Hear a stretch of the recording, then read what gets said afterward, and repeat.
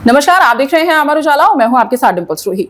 आज हम बात करने जा रहे हैं एक ऐसे पेशे की जो मेरठ यानी क्रांति धरा की पहचान रहा है, बुनकर और हथकरघा यानी हैंडलूम्स। लेकिन एक समय था जब घर घर में करघा चरखा इसकी गूंज होती थी, लेकिन वक्त के साथ साथ तस्वीर बदल गई। इन्हीं सारी चीजों पर किस तरह की चुनौतियां जो बुनकर और हैंडलूम है वो फेस कर रहा है और किस तरह का इतिहास मेरठ में था बुनकर का, और जो वीविंग जिसे हम कहा जाता है, खड्डी जो एक उद्योग था, हथकरघा उद्योग जिसे हम अगर मॉडर्न भाषा की बात करें तो उसमें जानते हैं, इस सब पर हम बात करेंगे आज। और आज हमारे मेहमान हैं न्यू वीवर्स वेलफेयर एसोसिएशन के अध्यक्ष बुंदू खान अंसारी जी। आप लंबे समय से हथकरघा उद्योग से जुड़े रहे हैं जी। आपने, मुझे लगता है कि बचपन से और अभी तक एक बहुत लंबा सफर हैंडलूम्स का देखा होगा जी। तो सबसे पहले तो हम इसके इतिहास के बारे में बात करना चाहेंगे कि कैसा इतिहास मेरठ में आपने देखा। मैं मेरठ में सन 1982 में मैं आया था जी। और मेरा ये जो बुनकर का पेशा है, ये मेरे बाप दादा परदादा जन्मी ये मेरा काम है जी। लेकिन मुझे एक मोहब्बत है कि मेरे जो बुनकर हैं उनकी तरक्की हो, तो मैं इसमें सामने आया हर बार जी। तो 30 साल पहले की बात बताऊं, 30 साल पहले मैंने कहा था, ज्ञापन भी दिए थे, धरने प्रदर्शन भी किए थे कि मेरठ जो है हमारे काफी जिलों से बड़ा जिला है और इसमें लाखों बुनकर हैं। उस लाखों बुनकर के लिए कुछ गवर्नमेंट की तरफ से सहूलत नहीं मिलती। कैसी? एक उदाहरण के तौर पर कह रहा हूँ, एक हमारे यहाँ पिलखवा है जी जी, पड़ोस में है, हाँ, बहुत प्रसिद्ध है। वहाँ टेक्सटाइल पार्क बना दिया गया बहुत बड़ा और 400 रुपए शायद मीटर जमीन दे दी किस्तों पर सरकार ने जी। हम यहाँ लाखों हैं, हम लाखों को कुछ नहीं मिला जबकि यहाँ मिलना चाहिए। एक खेकड़ा है, खेकड़ा जी जी, इतना सा कस्बा है, वहाँ सब सहूलियत दे रहे हैं, ऐसा क्यों? और हम मेरठ में कपड़ा इतना बनाते हैं कि हमारा कपड़ा एक्सपोर्ट होता है जी जी बिल्कुल। लेकिन एक्सपोर्टर को हम कपड़ा दे रहे हैं, जैसे पानीपत है, नोएडा है, आपका दिल्ली है, इनको हम कपड़ा देते हैं, मोहर लगती है पानीपत की और नोएडा की। तो अगर बात करें तो कि जो उत्पादन है वो मेरठ में हो रहा है, मेरठ के बुनकर समाज उसको उत्पादित कर मेहनत कर रहा है हाँ। और उसका जो फल है वो कोई और ले जाता है, ये तीनों ले रहे हैं और हमारा कपड़ा बाहर जाके पास हो रहा, सही हो रहा है। एक कमी और है सरकार की, जो हैंडलूम थी पहले जी, जिसे हम खड्डी कहते हैं, मेरे भी थी वो तो मैं उनको कहता हूँ कि सरकार जो है हैंडलूम को कहती है कि तुम हैंडलूम लगाओ, इस पर सब्सिडी देंगे हम तुम्हें। आज ना तो ताकत रही है आदमी में कि हैंडलूम चलाने की जी बिल्कुल। आज जमाना बढ़ गया मशीनरी का। मान लिया किसान था, वो हरट चलाता था, हल चलाता था, आज उसको कह दिया ट्रैक्टर पे चला और मशीनरी ले हमसे। जैसे हरियाणा में आग लगा देते थे उसमें फूस में, तो उनको लिए फ्री मशीन दे रहे हैं, सरकार दे रही है कि नहीं तुम भूस बनाओ और मशीन हम देंगे। तो ऐसा हमें क्यों नहीं है, हमें आदेश क्यों नहीं है कि हमें कह रहे हैं तुम वहाँ जाओ, पीछे जाओ, जब मिलेगा तुम्हें। हम पावर लूम लगाई, हमने, हमारे बुनकर ने पावर लूम लगाई। अब शटल लेस आई है एक नई जी, जो 50 साल पहले हमारे विदेशों में थी, हमारे हिंदुस्तान ने अभी तक शटल लेस नहीं बनाई। आज भी हम चाइना से पुरानी रंग हुई भी ले रहे हैं जो 4 लाख की आ रही है। तो हम मैं बुनकरों को ये कह रहा हूँ कि बुनकरों को तरजीह क्यों नहीं देते, इस मेरठ के बुनकरों को क्यों नहीं समझते। मेरठ का बुनकर मान लिया जाए टेक्सटाइल पार्क बनाया पिलखवा, यहाँ भी हमें जमीन दे दो। ये मैंने आपने इस तरह की कोई मांग कभी उठाई? 30 साल से बराबर उठा रहा हूँ, बराबर उठा। कमिश्नर साहब के कई दफे, जैसे आपने बताया धरना प्रदर्शन। मैं अभी रायपुर गया था अभी एक हफ्ता पहले, वहाँ सहकार भारती, उसमें हमारे गवर्नर भी थे, उसमें RBI के एक डायरेक्टर भी थे, उसमें उप मुख्यमंत्री थे, कई मंत्री थे। मैं उनके सामने बोला हूँ, बल्कि उन्होंने कहा है कि तुम सबसे अच्छे बोले हो।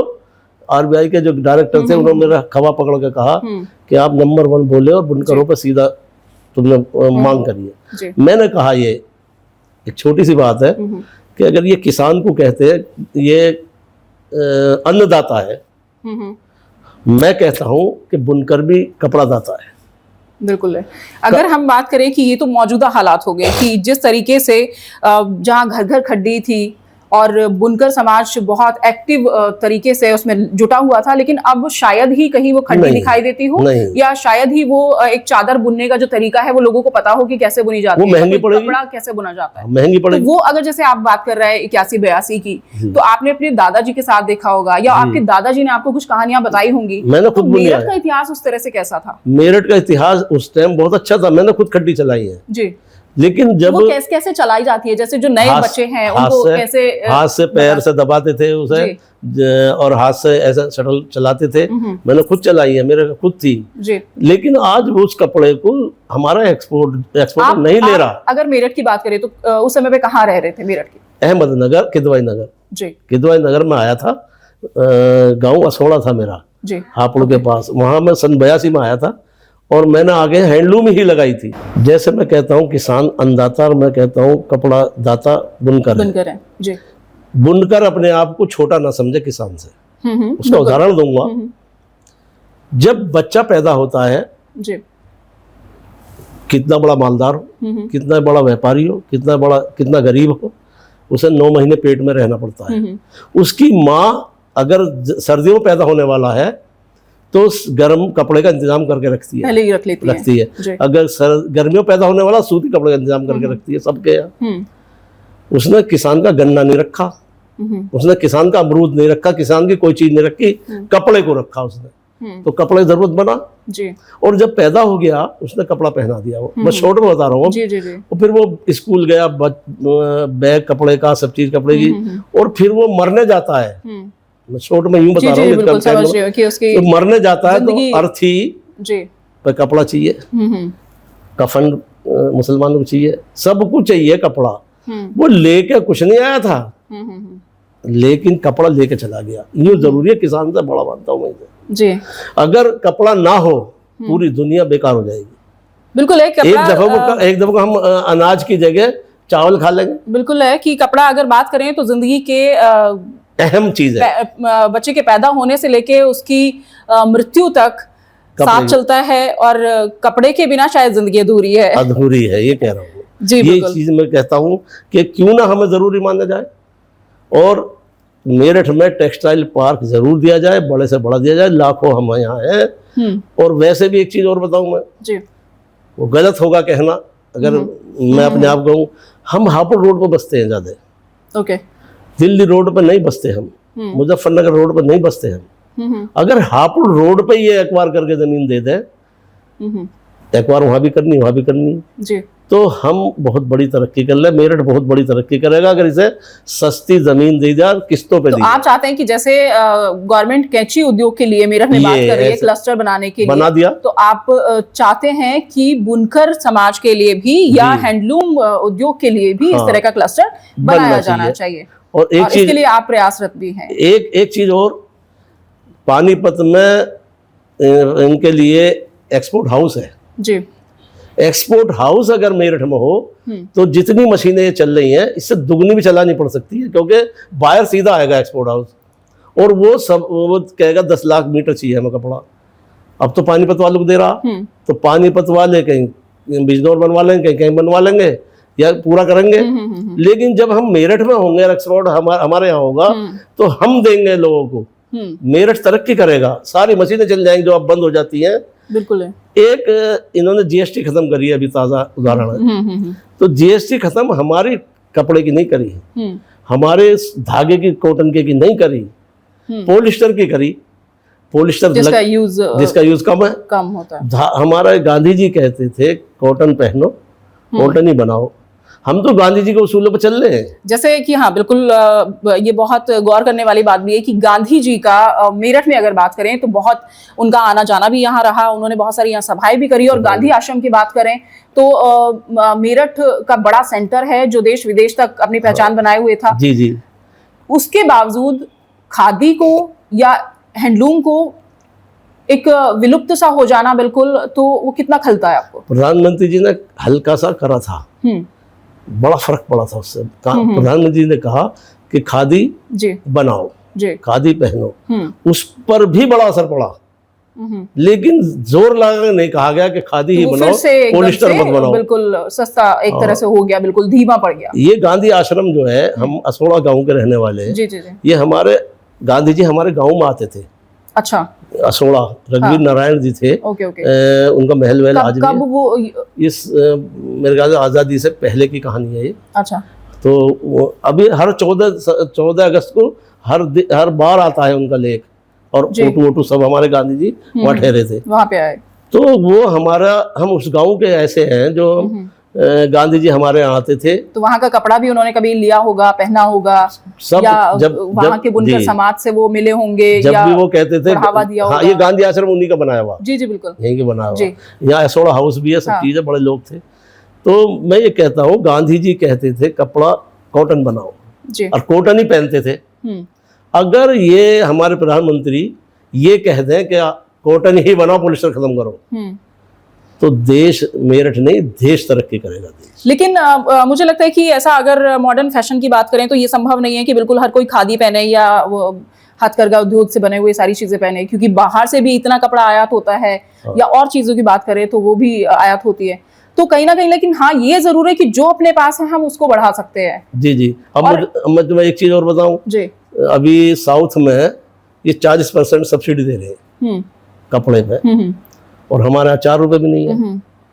तो वहाँ कपड़ा धागा भी बनेगा, सब चीज बनेगी वहाँ। अगर ये चीज यहाँ पैदा कर दें, इस मेरठ में ही कर दें कि भाई जो है तुम कपड़ा बनाओ, हम यूपी का हैंडलूम थी एक, जी जी, वो है बिल्कुल स्पेशल चीज, उसे इन्होंने बंद कर दी। यूपी का हैंडलूम जो कानपुर में थी, वो बुनकर से कपड़ा लेके सप्लाई करती थी गवर्नमेंट को, जैसे रेलवे में अभी हाँ, या कंबल है जाते हैं या पर्दे हैं, ये सप्लाई होते थे, यूपी का हैंडलूम लेती अभी थी। मौजूदा हालात की बात करें तो वो कितना % आपको लगता है कि अभी भी बनाए जा रहे हैं, या उसमें एक भी नहीं, खत्म कर दिया, खत्म कर दिया? अगर उसे चालू कर दे और कपड़ा ले सरकार ले तो बिल्कुल अब भी तरक्की कर जाएगा। ये ऐसी एक घटना है जी, जो अगर ये चालू हो जाए तो बुनकर मेरठ का नहीं, सबका तरक्की करेगा जी। जो हमारी नई पीढ़ी है सर, उस नई पीढ़ी को आमदनी नहीं दिखाई दे रही। क्या यही कारण है कि युवा इससे मुखर हो रहे हैं, या युवा इस क्षेत्र में जाना ही नहीं चाहते? हाँ, वो चाहता है कि कम से कम 800-900 रुपए इसको मिले आज के हिसाब से। उसे 300 रुपए 250 रुपए मिलते हैं पूरा दिन कमाने के जी। तो उससे युवा जो इससे हट रहा है। तो क्या नया जनरेशन कभी जैसे गांव में दौरा करते होंगे, या गांव में किस तरह की, क्या अभी भी ये खड्डियां मौजूद हैं, या इस तरह के बुनकर जो बनाते हैं चादर, और ये जैसे आपने ब्लैंकेट बताए, चादर बताए, जो रेलवे में भी आप कई बार मिलते हैं, देखते होंगे, तो वो सब बुनकर समाज द्वारा ही बनाए जाते हैं? हाँ जी, हाँ जी। तो क्या वो अभी भी मौजूद है? कितने % है, या फिर युवा इसमें दिलचस्पी क्यों नहीं ले रहे? आपको क्या कारण मानते हैं? सच्चाई तो ये 1-2% होंगे, ओके। वैसे नहीं है। मैं तो हमारी वो चल गई ना आगे, पावर लूम बन गई। अब पावर लूम को पीछे छोड़ दिया, अब शटल लेस आ गई ऑटोमेटिक। क्योंकि हमारा कपड़ा बाहर जाके हैंडलूम का अगर हम भेजें या पावर लूम का भेजें, पास नहीं हो रहा। तो अब अच्छी मशीनरी आ गई, और जी अब उन पर सब्सिडी नहीं दे रहे, उन पे बिजली में छूट नहीं दे रहे जो हैंडलूम उसको दे रहे थे, पावर लूम को। हाँ, पहले की अगर बात करें तो पहले जैसे बुनकर के लिए बिजली अभी थी 2 साल पहले ही, 2 साल पहले फिर उसको बंद कर दिया गया। सरकार आई है, इसमें गड़बड़ हो गई। अच्छा, हमें मुलायम सिंह सरकार दे रही थी, मायावती सरकार दे रही थी, इन्होंने भी दी 5 साल। तो क्या उसमें ये भी कारण रहे कि उसका कुछ दुरुपयोग होने लगा था, इस वजह से इसको बंद किया गया? अब ये तो ये जाने कैसे, लेकिन वैसे नुकसान करा है। हम मेरी 3 मांग है देखो जरूरी। एक तो टेक्सटाइल पार्क हो जी, एक यहाँ बिजली में छूट हो, एक ये लोन लेने जावे तो इन पे परसेंटेज ना लगाया जाए। अच्छा, जूते घिसा दें ये, अगर लोन लें जूते चप्पल बन जाते हैं, इतना घिसा देते हैं जब देते हैं। लेकिन अगर की बात करें तो कहीं ना कहीं गवर्नमेंट लगातार खादी उद्योगों को बढ़ावा दे रही है। जैसे 1 डिस्ट्रिक्ट 1 प्रोडक्ट की बात करें तो कहीं ना कहीं, तो क्या आपको नहीं लगता कि अगर युवा इसमें दिलचस्पी ले तो कहीं ना कहीं इसको और बढ़ावा मिलेगा, जब क्योंकि उत्पादन अच्छा होगा तो कहीं ना कहीं हम ये कहने के काबिल रहें कि हम अगर ये उत्पादन कर रहे हैं तो ये कहीं ना कहीं तो आगे। ठीक सवाल है आपका, बहुत मजबूत सवाल है। इसी युवा को अगर मजदूरी सही पड़ जाए, अब वो मजदूरी मालिक जब देगा जब उसको कुछ बचेगा। अगर हमारा कपड़ा गवर्नमेंट ले ले, किसी संस्था के उससे ले रही है, ले रही है, लेकिन दलालों के थ्रू ले रही है, ले रही है, अब भी जा रहा है। जिनको खूब जा रहा उचित सही तौर पे मिलना चाहिए उनको नहीं मिल रहा। उनको मुनाफा नहीं मिल रहा, जी। उन्हें मिल रहा जो इनको हम दे रहे हैं। जी। जो हमसे ले लेते हैं हमें तो वो मजदूरी मिलेगी। और युवा नया इसी वजह से हट रहा है। अगर इसमें मजदूरी या हमारा धागे का पूरा मुनाफा मिले तो युवा नया तैयार बैठा लगने के लिए, तैयार बैठा है, मजदूरी नहीं मिल रही। जी बिल्कुल। तो अभी अगर हम इसको बिल्कुल आप आए, इतनी सारी बातें हमने यहाँ पे की, तो मैं ये भी जानना चाहूंगी कि अब आपको क्या उम्मीद लग रही है भविष्य में, हैंडलूम का क्या आप भविष्य देख रहे हैं? हैंडलूम का भविष्य मेरी नजर में तो सच्चाई है, अच्छा नहीं है, बहुत अच्छा नहीं, क्योंकि महंगा पड़ता है वो। हम पावर लूम पे जो कपड़ा हम 50 मीटर बना लेते हैं, हैंडलूम पे बनेगा वो 20 मीटर 10 मीटर जी। और उसे मजदूरी देनी पड़ेगी हमें, उतनी देनी पड़ेगी जितनी वो कमाता है। तो उससे फिर वो आइटम जो महंगा हो जाएगा।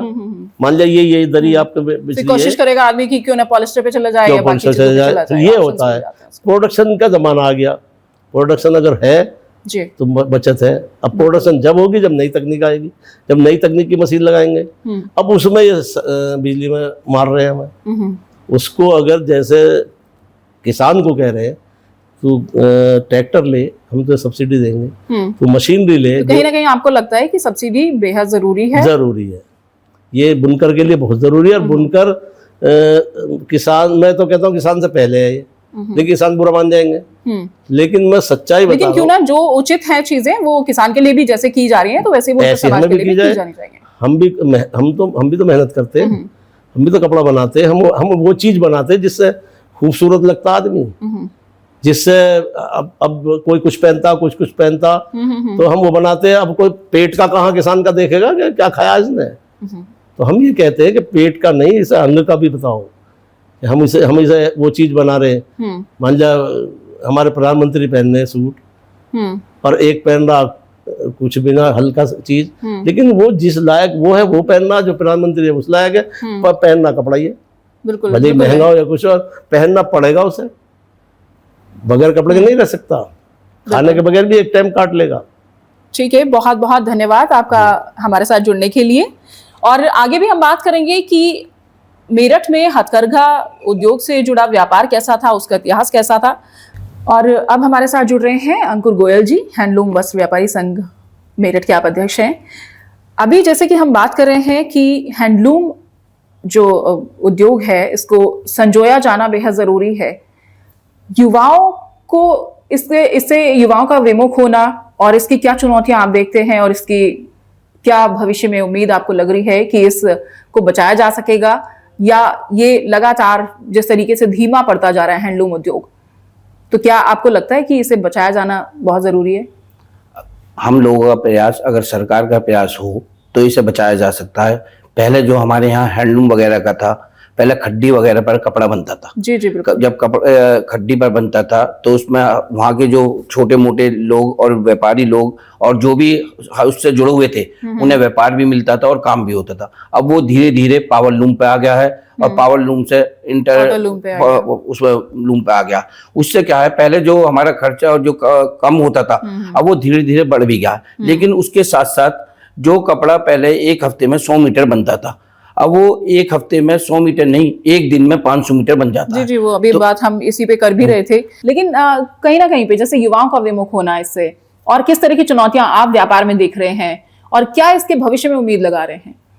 भविष्य चुनौतियां तो हैं, लेकिन इसको और हमें सरकार को हमारी ओर ध्यान देना चाहिए। अगर सरकार हमसे जुड़े और इस चीज पर ध्यान दे, और आप लोगों के माध्यम से भी इसको बढ़ावा मिल सकता है। लेकिन कुल मिलाकर पहले के मुकाबले जो युवा हैं इस ओर नहीं आकर्षित हो रहे हैं। उसके लिए हमें कुछ ना कुछ नए नए प्रोडक्ट बनाने पड़ेंगे, और पहले की चुनौतियों को स्वीकार करते हुए उनको उनके साथ खड़े होकर उन्हें खत्म करनी पड़ेंगी। तो किस तरह की चुनौतियां आप देखते हैं?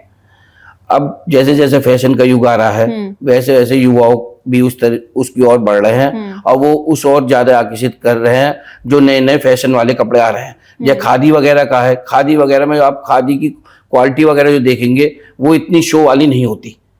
तो उसके लिए हमें कुछ ना कुछ नई चीज खादी के ढूंढ लेते हैं, तो वो उसके लिए ऑप्शन ढूंढ लेते हैं। तो इस वजह से हमारा खादी का जो है धीरे धीरे खत्म होता जा रहा। जी बिल्कुल। भविष्य में किस तरह की उम्मीद आप लगा रहे हैं कि क्या इसको, जैसे कि अभी हम बात कर रहे थे कि मेरठ लगातार विकास कर रहा है, हर क्षेत्र में विकास हम कर रहे हैं, रैपिड यहाँ चलने लगे है, मेट्रो यहाँ चल रही है, हम मेट्रो सिटीज के बहुत नजदीक हैं, दिल्ली एनसीआर के बेहद नजदीक हैं, लेकिन फिर भी इस तरह की जो कला है, संस्कृति है, या अपना एक इतना खूबसूरत इतिहास है कि हम इसमें बहुत रिच हो सकते हैं और ज्यादा हम इसमें बेहतर कर सकते हैं, लेकिन फिर भी नहीं कर पा रहे हैं, तो क्या उम्मीद आप लगा रहे हैं? सरकार को एक क्लस्टर की जरूरत है जी। टेक्सटाइल पार्क की जरूरत है, और जो बिजली वगैरह की दरें हैं, जो भी और जगह भी हैं, जैसे क्लस्टर पार्क हमारी छोटी एक पिलखवा है, पिलखवा छोटी जगह है जो मेरठ के शास्त्री नगर के बराबर भी नहीं आती, तो वहाँ पे भी क्लस्टर पार्क है। और हमारे यहाँ ये समझ लो लाखों की जनसंख्या है, अगर यहाँ क्लस्टर पार्क मिल जाएगा और क्लस्टर हो जाएगा और टेक्सटाइल पार्क मिल जाएगा, तो उससे युवाओं को रोजगार भी मिलेगा, और इससे नई नई टेक्निकों के हिसाब से जो चीज़, कोई भी कपड़ा है, कोई धागा या कोई भी चीज़ तैयार होने में अगर 100 रुपये लगते हैं, तो इस यहाँ पर छूट मिलने पर वो आधे दामों में तैयार होगी और उसका प्रोत्साहन अधिक बढ़ेगा। बिल्कुल, बहुत बहुत धन्यवाद हमसे जुड़ने के लिए। और इसी क्रम में आगे बढ़ते हुए हमारे साथ जुड़ रहे हैं नीलकमल रस्तोगी जी, संयोजक हैं हैंडलूम व्यापार संघ मेरठ के। आपका अमर उजाला पर बहुत बहुत स्वागत है। धन्यवाद।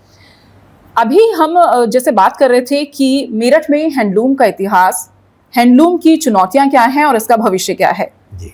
तो आपको, जैसे आप लंबे समय से व्यापार से जुड़े रहे हैं, हैंडलूम को आपने किस तरीके से देखा इतिहास में? मेरे पिता ने इस व्यवसाय को शुरू किया था, तो मैं तो बचपन से ही मेरे परिवार के अंदर में हैंडलूम का माहौल रहा। मेरठ के अंदर की अगर हम बात करें तो जो हैंडलूम का यहाँ इतिहास है वो लगभग 100 वर्ष पुराना है। 100 वर्षों से भी पहले यहाँ हैंडलूम का व्यवसाय शुरू हुआ, लेकिन वर्तमान परिस्थिति और 100 वर्ष के पहले में परिस्थितियां भी अलग थी, चुनौतियां भी अलग हैं। जब हमारे पूर्वजों ने इस काम को शुरू किया था, तब भारत के अंदर में गांधी जी का एक दौर चल रहा था और उन्होंने चरखा के द्वारा एक क्रांति को जन्म दिया, और उस समय खादी एक पहचान बनी, नाम मिला खादी को। धीरे धीरे समय बदला, आज की जो परिस्थितियां हैं और 100 वर्ष की पहले हैं, उन्हें हम ऐसे देख सकते हैं कि वर्तमान के अंदर में जो कपड़ा चाहिए वो हैंडलूम वाला नहीं चाहिए। पहले खाली हैंडलूम से कपड़ा तैयार हुआ और उसके वस्त्र बने और वो बाजार के अंदर में आए, बाजार में पहुंचे। लेकिन आज क्या परिस्थिति है कि आज जो सीधा कपड़ा है वो बाजार में नहीं जाता है। दूसरे, हैंडलूम की लागत बहुत ज्यादा आती है, तो हैंडलूम का रूप बदल के हुआ पावरलूम पे आई। पावरलूम से आज ऑटोलूम का जमाना है। जी बिल्कुल। तीनों चीजों के अंदर में बहुत बड़ा अंतर है। खादी जहां सिर्फ एक नाम से रह गई है, लेकिन जो पावरलूम का कपड़ा है उसमें और हैंडलूम में कोई अंतर नहीं आता है देखने में। वो सिर्फ टेक्निकल जानकारी रखने वाले लोग ही बता पाएंगे कि ये पावरलूम से बना है या हैंडलूम पे बना हुआ है। किंतु जो पावरलूम का कपड़ा है उसको लें या हैंडलूम वाले को लें, दोनों के अंदर में समानताएं जहां साथ साथ हैं, लेकिन प्रोडक्शन का बहुत बड़ा अंतर है। जहां प्रोडक्शन हैंडलूम के अंदर में एक व्यक्ति दिन के अंदर में 8 से 10 मीटर कपड़ा बनाता है, वहीं पावरलूम पे 30 से 40 मीटर कपड़ा पर डे तैयार होता है, और ऑटोलूम उसी कपड़े को 200 से 250 मीटर तक बना सकती है। तो जहां इतना बड़ा अंतर आ जाएगा प्रोडक्शन के अंदर में, तो वहां खादी की जो कीमत है वो बढ़नी स्वाभाविक है। लेकिन आज जो कपड़ा हम यूज कर रहे हैं उसके लिए चाहिए फिनिशिंग, डाइंग, वो मेरठ के अंदर में सुविधा नहीं है। जी। सबसे बड़ी बात क्या है कि अगर हमें आज प्रतिस्पर्धा करनी है, बाजार के अंदर में टिके रहना है, तो यहाँ फिनिशिंग प्लांट का होना आवश्यक है। जैसे कपड़ा अगर कोई भी बनता है तो हिंदुस्तान के अंदर में जो बड़े फिनिशिंग प्लांट हैं वो इस समय सूरत, मुंबई, भिवंडी वहां पर है। अगर उन मार्केट से हमें प्रतिस्पर्धा करनी है तो यहाँ भी हमें बड़े प्लांट लगाने पड़ेंगे। लेकिन उनके पीछे भी एक कारण है। हमारा जो क्षेत्र है वो गंगा के साथ होने से, जहां अब तक उसका लाभ मिलता था कि पानी की बहुलकता बहुत ज्यादा थी, लेकिन अभी क्या हो गया है, वही एक अभिशाप बन गई। नमामि गंगे परियोजना के अंदर में, स्वच्छ गंगा अभियान के अंदर में, इस एरिया के अंदर में बड़ी फैक्ट्रियां लगाना बंद हो चुका है। फैक्ट्रियां लगी हुई हैं तो उनके अंदर में ट्रीटमेंट प्लांट और सब चीजें लगाने के बाद में उसकी कॉस्टिंग इतनी ज्यादा आ जाती है कि उस माल को बाजार के अंदर में सेल करना बड़ा मुश्किल हो गया है। जी। अब आती है कपड़े की बनाने की बात। पहले बिजली की दरें बहुत कम हुआ करती थी, आज बिजली की दरें अभी बहुत अभी ज्यादा हम हो गई। बुंदू खान अंसारी जी से भी इस बारे में बात कर रहे थे, तो वो भी, उनका भी यही कहना था कि जैसे कैंची के लिए क्लस्टर यहाँ पे बनाया जा रहा है, तो इसी तरीके से बुनकर के लिए भी, हैंडलूम के लिए भी कुछ इस तरह का बिल्कुल, ये होना बहुत लगभग जरूरी है। 30 साल पुरानी मांग है।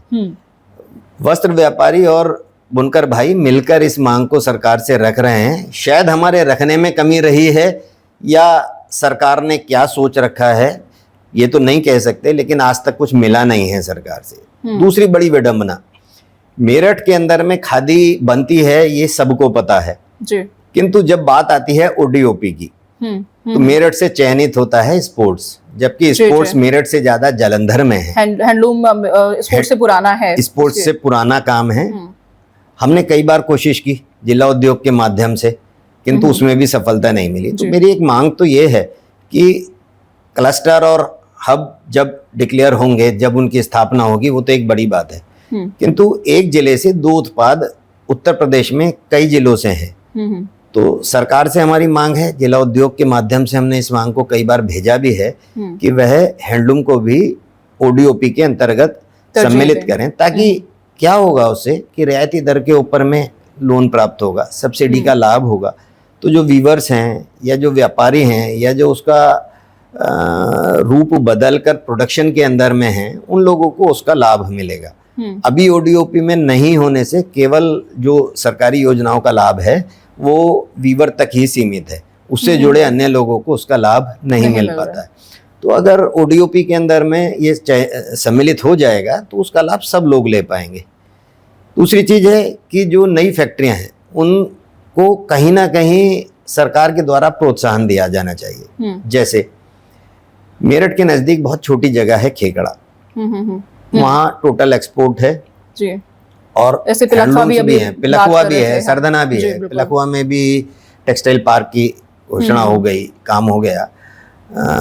खेकड़ा के अंदर में भी काम शुरू हो ही चुका है क्लस्टर का। मेरठ के अंदर में अभी तक क्लस्टर या हब की मांग जो काफ़ी लंबे समय से हम करते आ रहे हैं, वो कोई भी मांग अभी तक सरकार ने उस पर ध्यान नहीं दिया है। तो मेरा अमर उजाला से भी एक निवेदन है कि आप अगर साथ दें और एक मुहिम, हमारी जो मुहिम चल रही है उसको धार मिलेगी। अगर एक मीडिया बड़ा ग्रुप है, आपके साथ में अगर हमारी मांगे आगे तक जाती हैं तो निश्चित तौर से कहीं ना कहीं हमारी मांगों को बल मिलेगा और संभावना भी उसके अंदर में हमें सफलता मिलने की पूरी हो जाएगी। जी बिल्कुल बिल्कुल। नीलकमल जी, जैसे कि ये मौजूदा हालात की हम बात कर रहे हैं कि हम इन चुनौतियों से जो हैंडलूम है वो जूझ रहा है, और जाहिर सी बात है कि सरकार को भी इस तरफ बहुत ध्यान देने की आवश्यकता है। और कहीं ना कहीं जैसे हम बात करें कि पुराने समय से आप जब यंग रहे होंगे, आपने अपने परिवार में देखा होगा कि व्यापार कैसे हो रहा था उस टाइम पे, या खादी को कितना महत्व दिया जाता था। हर चीज़ घर में अगर है तो जो चारपाई पे बिछाने वाली चादर होती थी वो खादी से बन रही है, या खादी की चादर है, खादी के कपड़े हैं। और वही कपड़े अगर हम आज मॉल में खरीदने जाते हैं तो वो हम चाइना और जापान के भी खरीद लेते हैं, लेकिन अपने कहीं ना कहीं पीछे छूट जाती है। तो उस चीज़ को आपने कैसे देखा और उस चीज़ में आज आप कैसे बदलाव महसूस करते हैं? देखिए, खादी, गांधी जी ने कहा था कि खादी वस्त्र नहीं विचार है। तो खादी को अगर हम आज उस परिदृश्य में देखें तो वास्तव में खादी एक विचार ही है। जब आप खादी को पहनते हैं तो फीलिंग एक अलग आती है। वह सर्दी और गर्मी और बरसात तीनों के अंदर में शरीर के लिए बहुत अच्छी है। हाथ से बना हुआ कपड़ा जो शुद्ध खादी का बना हो तो वह किसी भी मौसम के अंदर में अनुकूल है। और जो आजकल मशीनी युग का जमाना है, वो जो कपड़े हैं वह शरीर के लिए हर मौसम के अंदर में अनुकूल नहीं हो सकते। अगर हम इसके इतिहास में जाएं तो जब यहाँ खादी, मैंने देखा है बचपन में जब मेरे पिता ने इस कार्य को शुरू किया था तो मुझे याद है, मैं 6-7 साल की उम्र रही होगी, तो तब से हम देखते थे कि कपड़ा आता था बुन के खड्डियों पे से, जो हाथ की लूम होती हैं उसको खड्डी बोलते हैं। जी जी बिल्कुल। तो खड्डी पे जो कपड़ा बुना जाता था वह छोटे छोटे थान होते थे, 10 मीटर, 15 मीटर, 16 मीटर तक। उसके लिए जो कच्चा माल जैसे बात करें तो वो कहाँ से आता था? कच्चा माल तभी भी जो सूत है वह मिलों से ही आता था। छोटी मिल भी थी। यहाँ मेरठ के अंदर में सरकारी एक कताई मिल हुआ करती थी। जी, प्रतापपुर के अंदर बिल्कुल में है। कताई मिल आज भी है, आज भी है, जो लेकिन हर वो वीरान 5 साल पड़ी है के अगर बाद देखें में तो। चुनाव की मतगणना करने के काम जी, में आ बिल्कुल, रही है। बिल्कुल। उसके अंदर में धागा बना करता था और बहुत अच्छा धागा था मेरठ का, लेकिन वह दुर्भाग्यपूर्ण तरीके से बंद हो गई किसी वजह से। अब जो धागा आता है, और तभी भी जो आता है, आसपास के पंजाब से धागा आता था, यहाँ पे साउथ से धागा आता था, हरियाणा से धागा आता था। तो धागा तो यहाँ पे उपलब्ध होता था, लेकिन उसको हाथ की मशीनों पे बनाया जाता था, कारीगर उसको हथकरघा पे ही बुनते थे। बुनने के बाद वह कपड़ा बाजार में आता था। बाजार तो में से मेरठ में कौन सी ऐसी जगह थी जहाँ सबसे ज्यादा इस तरह की जो एक्टिविटी होती थी? मेरठ का खंदक बाजार पुराना प्रसिद्ध है। खंदक बाजार से पहले ये कपड़े का जो काम था वह बजाजा, एक सर्राफे के पास में बजाजा हुआ करता था। ओके। नाम आज भी बजाजा है, लेकिन कपड़े का व्यवसाय वहां से लुप्त हो गया। ओके। बजाजे के बाद में वो व्यवसाय शिफ्ट होके सुपट बाजार, एक बाजार होता था जिसको वर्तमान में हम सुभाष बाजार कहते हैं। अच्छा। जो कोतवाली से लेके और बुढ़ाना गेट तक का बाजार था वह सुपट बाजार कहलाता था। उसके अंदर में कपड़े की दुकानें हुआ करती थी। उसके बाद ये नीचे खंदक बाजार जो वर्तमान के अंदर में है, लगभग 500 से ज्यादा लोग इस समय वहाँ व्यवसाय कर रहे हैं, वहाँ यह व्यवसाय आ गया। तो वहाँ पे कच्चा कपड़ा वीवर्स लाते थे और उसके बाद दुकानदार लोग उसको लेके, धुलाई भी उसके हाथ से होती थी, बड़ी बड़ी हौज होती थी किस पानी तरह की। से लेके आते थे? वो बैलगाड़ियों से या वो ट्रक साइकिल से पे, या रिक्शा साइकिल पे, ठेले कैसे? पे, कंधों पे ऐसे रख के लाते थे। और उस माल को लाने के बाद में वो जब धुलाई में जाता था तो भी बैलगाड़ियों से वो माल धुलाई के कारखाने तक जाता था, वो भी हाथ से ही धुला जाता था। अच्छा। पानी की हौज होती थी, उसके अंदर में उस कपड़े को डुबोया जाता था और कम से कम 3 दिन उस माल को तैयार होने में लगते थे। उसकी रंगाई और कढ़ाई, फिर और रंगाई सारी भी चीजें। हाथ से ही होती थी, जी। सुखाई भी हाथ से ही होती थी। और एक प्रक्रिया थी, भट्टी चढ़ाना उसको बोलते थे। जी। गर्म पानी के अंदर में कपड़े को धोना तो बड़ा आसान काम है आजकल तो, कि हमने गर्म, हमारे बच्चों ने तो उसको देखा भी नहीं होगा, लेकिन वो थोड़ा रिस्की भी काम था। 7 से 8 दिन वो कपड़ा उस मशीन में रहता था। अच्छा। भट्टी बनाते थे हाथ से, ओके। कपड़े के थान को एक के ऊपर एक हम रखते थे और उसके चारों तरफ से मिट्टी की भिट्टी होती थी, ओके। वह लगाई जाती थी। चारों तरफ से उसमें आग लगाई जाती थी। अच्छा। पानी के जो भाप होती है उससे वह कपड़ा पकता था, जैसे धीरे कि धीरे नरम हो जाता मिट्टी है। के बर्तन जिस जैसे तरीके से मिट्टी के बनता है? बर्तन के अंदर में, जी बिल्कुल, खादी वो थी असली। ये बहुत दिलचस्प चीज है, ये मैं भी नहीं जानती जो आप बता वो रहे हैं। आजकल की पीढ़ी बिल्कुल भी नहीं जानती है उसे। सबसे पहली बात तो वो भट्टियां ही नहीं रही। हमने अब से 5-7 साल पहले तक भी अपने यहाँ रखी थी, अपने कारखाने के अंदर में, जी। सिर्फ बच्चों को दिखाने के लिए। आज मेरा बेटा इस क्या अभी काम भी को कर उसकी रहा है। फोटोज, वीडियोस वगैरह कुछ ऐसे उपलब्ध है? अब तो बहुत मुश्किल है, क्योंकि ओके। उसके कारीगर ही नहीं रहे। जो हमारे से पहली वाली जनरेशन थी वही उसके अंदर में माहिर थे। जी, जी, कपड़ा जल भी जाता था, नुकसान अच्छा। भी होता था, लेकिन उस भट्टी का बना हुआ कपड़ा जब हम उसको पहनते थे और महसूस करते थे तो उसके अंदर में जो आज केमिकल से फर्क, आप समझ लीजिए कि कपड़े की जो रुई होती है उसके अंदर में आपने देखा होगा कि कुछ काले कण आते हैं। जैसे रजाई में हम रुई को भरते हैं तो उसको धुनना बोलते हैं, कि रजाई को धुनने के बाद में रजाई में भरी जाती है, तो वो काले कण उससे अलग हो जाते हैं। ओके। उसी रुई से धागा बनता था और धागे के अंदर में भी वो काले काले कण आते हैं छोटे। ओके। तो उस कण को निकालने के लिए उसको पानी के अंदर में, गर्म पानी में भिगोया जाता था या भट्टी के अंदर में चढ़ाया जाता। भट्टी चढ़ाना उसको बोलते थे। जी। नीचे से आग लगती थी, ऊपर बर्तन के अंदर में पानी है, उसके ऊपर में थान लगते थे और उसको ढक दिया जाता था चारों तरफ से। अब वही काम मशीन पे होता है। अब उसके अंदर में केमिकल लगाते हैं। फर्क कितना है देखिए, तब एक भट्टी के अंदर में 300 से 500 मीटर तक कपड़ा होता था और 7 दिन के अंदर में वह तैयार होता था। आज एक मशीन के ऊपर में 2 से 3,000 मीटर कपड़ा तैयार होता है और 24 घंटे के अंदर में वह धुल के तैयार होता है। यानी कि जो काम 1 महीने में होता था वो आज 1 दिन के अंदर में हो रहा है। तो प्रोडक्शन बढ़ी है, लेकिन वो चीज जो उस समय थी वो आज नहीं है, वो फिनिशिंग आज नहीं है। उससे बढ़िया तो है लेकिन वैसी नहीं है। तो सबसे बड़ा बात तो ये रही। उसके बाद में रंगाई होती थी, तो वह जब भट्टी से कपड़ा निकल आता था उसको पानी की हौज के अंदर में डाल के रंगाई की जाती थी। जी। रंगाई करने के लिए, सुखाने के लिए भी उसको मैदानों में 4 लोग मिलके थान को फैलाते थे और वो सूखता था।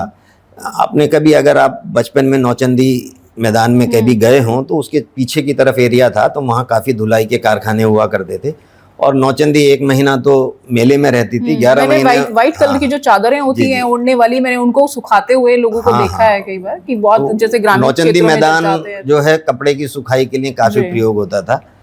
वर्तमान के अंदर में मैदानों की कमी हो गई, जमीनें शहर के बीच में आ गई, अब शहर से दूर ले जाना, ट्रांसपोर्टेशन का कीमत बढ़ जाती है, तो उसको मचान पे सुखाया जाता है। बांस की मचान अब जी। बनने लगी है और उस पे उस कपड़े को सुखाया जाता है। धुलाई करने के लिए हौज का प्रयोग होता था। उसको सुखाने के बाद में जो उसकी फिनिशिंग होती थी वो भी छोटी मशीन, उसको हम कैलेंडर बोलते हैं अपनी भाषा के अंदर में। बेसिकली वो गरम प्रेस होती है, अच्छा, उसमें बड़े बड़े रोलर होते हैं। आपने अगर कभी कोई मूवी देखी होगी शुरू में, तो कपड़ा मील सबसे ज्यादा दिखाई जाती थी और उसके अंदर में जो कपड़े के थान गिरते हुए आते थे वही कैलेंडर मशीन होती है। Okay, right. उसके अंदर में वो प्रेस होके निकलता था, हाँ। वो कपड़ा बिक्री के लिए तैयार होता था। जी जी। परिधान भी बनते थे, कुर्ते पजामे शर्ट उसके ट्राउजर बाद सब उसकी चीजें उससे कटिंग बनती होके थी। फिर वो तब सब वो फिर बिक्री के लिए सिलाई उपलब्ध होती है होता था। उसकी। वर्तमान परिस्थिति में क्या हो गई, वो सारा काम मशीनों से होता है। जी जी बिल्कुल। तो मेरठ के अंदर में सबसे बड़ा तो ये रहा कि वह ना तो पुराना वाला समय रह गया और ना नए से जुड़ पाए। उसके पीछे कारण बहुत सारे हैं। जैसे एक तो नई पीढ़ी का विमुख होना व्यापार से। हाँ, वो हम आपकी नई बात भी कर रहे पीढ़ी- थे कि युवा इससे मुखर हो रहे हैं जी। कि इसके पीछे की आपको क्या कारण लगते हैं? देखिए, सबसे बड़ी बात है कि हम काम कोई भी करें, मेरे पिता ने इस काम को दिल से किया था। मैं चूंकि पिता से मुझे काम मिला तो मैं दिल से भी कर रहा हूँ, लेकिन मेरा बच्चा क्या सोचता है कि अगर मैं यहाँ पे अपनी ऊर्जा को लगा के 10 रुपया कमाता हूँ और मुझे 20 रुपया दूसरी कंपनी में जॉब मिल रही है, तो मैं तो क्यों ना मैं वहाँ जाऊं? वहां जाऊं। तो एक सबसे बड़ा कारण तो यही है। आधुनिक युग के अंदर में आवश्यकताएं भी बढ़ रही हैं, हर बच्चा अपने पुश्तैनी काम को छोड़ के नए काम की तरफ भागता है। दूसरा, लेकिन क्या आपको लगता है कि जैसे कि अब मेरठ में रैपिड है, मेट्रो है, ये अब संचालन होने जा रहा है, तो कहीं ना कहीं हम अपने काम को और बेहतर बढ़ा सकते थे, तो उस दिशा में किस तरह के प्रयास होने चाहिए, आपको क्या लगता है? बिल्कुल सही बात है। देखिए, मैं रैपिड और मेट्रो तो अब आई है, लेकिन मेरा तो एक सवाल हमेशा से रहा कि मेरठ दिल्ली के सबसे नजदीक है। बिल्कुल है। लेकिन मुझे लगता है कि दिल्ली के नजदीक होने का हमें लाभ कम, खामियाजा ज्यादा मिला। कोई भी सुविधा है, वजह क्या रही? वजह उसकी एक तो हमारे जनप्रतिनिधियों का उदासीन होना। मेरठ से हमेशा एक बड़ी टीम रही है, यहाँ से विधायक भी, सांसद भी हर स्तर पर पहुंचे हैं, हर जिम्मेदारी में रहे हैं, लेकिन उन्होंने कभी भी शायद अपने दिल से इस गंभीरता चीज को से नहीं इसको नहीं सोचा लिया। होगा गंभीरता के साथ में कि इस अभी 2 कार्यकाल हमारे वर्तमान विधायक के हो चुके हैं। रफीक अंसारी साहब जो खुद एक पेशे से बुनकर हैं, उनसे ज्यादा उनके कष्ट को, बुनकर की क्या समस्याएं हैं, क्या परेशानियां हैं, उनसे ज्यादा बेहतर कौन समझ सकता है। लेकिन बड़ी आश्चर्य है कि 10 वर्षों के अंदर में शायद ही उन्होंने सदन में कोई इससे संबंधित कार्य रखा हो, कोई सवाल रखा हो, कोई सवाल पूछा हो, कोई सुविधा देने का प्रयास किया हो। तो अगर हम ये देखें, हमें नई पीढ़ी को लाना है तो इसके परिवर्तन हमें करने होंगे। आधुनिक जो चीज़ें हैं उनको हमें अडॉप्ट करना होगा, कर भी रहे हैं। बहुत सारे परिवार हैं जिन्होंने आधुनिक मशीनों से जुड़ के अपने कार्य को बदला है और नई पीढ़ियां उनकी आ रही हैं। तो मुझे उम्मीद है कि आने वाले समय के अंदर में जो हमारे बच्चे हैं वो अपने इस पुश्तैनी व्यापार को जुड़ेंगे और इसको जीवित रखेंगे और अच्छे तरीके से चलेगा, ऐसे तो हमें उम्मीद कर सकते हैं। वर्तमान में जो हमारे जनप्रतिनिधियां हैं उनसे ज़रूर ये एक आशा है कि वह किसी न किसी रूप के अंदर में हमारी मदद करें व्यापार को आगे ले जाने के लिए। आगे ले जाने के लिए सरकारी ज़मीनें हैं, दुनिया भर को बंटती हैं, हर चीज़ के लिए बंटती हैं, लेकिन क्या व्यवसाय के लिए उपलब्ध नहीं कराई जा सकती? एक व्यवसाय जो मेरठ की अगर हम बात करें तो कम या ज़्यादा लगभग 5 लाख के आसपास लोग इस व्यवसाय से जुड़े हुए हैं। जी। पहले मेरठ के पास में पिलख हुआ, सरधना, खेकड़ा, मोदी नगर, लावड़, इतने ये क्षेत्र थे जिनके अंदर में व्यवसाय ये था। वो क्षेत्र आज भी संघर्ष कर रहे हैं। वो इंडिपेंडेंट यूनिट हैं, बढ़ गई हैं, पीढ़ियां बढ़ी हैं, व्यापार बढ़ा है, तो निश्चित तौर से काम भी बढ़ना स्वाभाविक है। लेकिन किसी भी रूप के अंदर में सरकारी मदद आज तक नहीं मिली है। बिजली एक मिला करती थी, 130 रुपए एक लूम के ऊपर में खर्चा आता था 1 महीने में। आज वह खर्चा लगभग 1000 रुपए का हो चुका है। जी। सरकार ने पिछले दिनों क्या घोषणा की कि जिसके पास 4 या 5 लूम है, मतलब 5 हॉर्स पावर से कम वाला है, उसको 5,600 का एक बिल फिक्स कर दिया। लेकिन उससे अधिक वाले को उसको पड़ता है, आज अगर किसी के पास में 5 लूम है तो वह बिल देता है 5,600 रुपए एक महीने का। लेकिन अगर उसके पास 10 लूम है तो उसका बिल आता है लगभग 30 से 35,000 रुपए, और सब्सिडी आती है 9,100 रुपए जो अधिकतम है। तो अगर अब वहीं अगर वो 20 लूम वाला होगा तो उसको तो एक लूम के ऊपर में तकरीबन 1,500 से 1,600 रुपए का बिल आएगा। तो 5 लूम, मतलब सरकार ये चाहती है कि बड़ा उद्योग बने ही ना, बस 5-5 लूम लगा के आप काम करें। उद्योगपति बनेंगे या व्यवसाय बढ़ेगा तो क्या सरकार से कुछ सवाल पूछेंगे? शायद ऐसा कहीं लगता है। सरकार की भी मंशा व्यापार को बढ़ाने की नहीं है। कहते जरूर हैं कि स्वदेशी अपनाओ, व्यापार को बढ़ाओ, लेकिन वो उसको सिर्फ असल में अपनाने मीडिया के में लिए, और उसको असल में तो करने के सरकार लिए की तरफ थोड़े से और कोई प्रयास पहल की हमें जरूरत दिखती नहीं होगी। है कि सरकार जो है उस दिशा में कोई कार्य दिल से करने का प्रयास रखती हो। जी बिल्कुल, बहुत बहुत धन्यवाद। और ये तो थी हथकरघा और हैंडलूम को लेकर बातचीत। ये एक ऐसी कला है जिसे बचाया जाना बेहद जरूरी है। ये एक ऐसा कहें तो इतिहास है हमारा जिसे संजो कर रखना बेहद जरूरी है। फिर हाजिर होंगे नई चर्चा के साथ। आज्ञा दीजिए, नमस्कार। अगर आप ये वीडियो YouTube पर देख रहे हैं तो हमारे चैनल को सब्सक्राइब कर बेल आइकन दबाएं, और Facebook पर देख रहे हैं तो हमारे पेज को लाइक करें।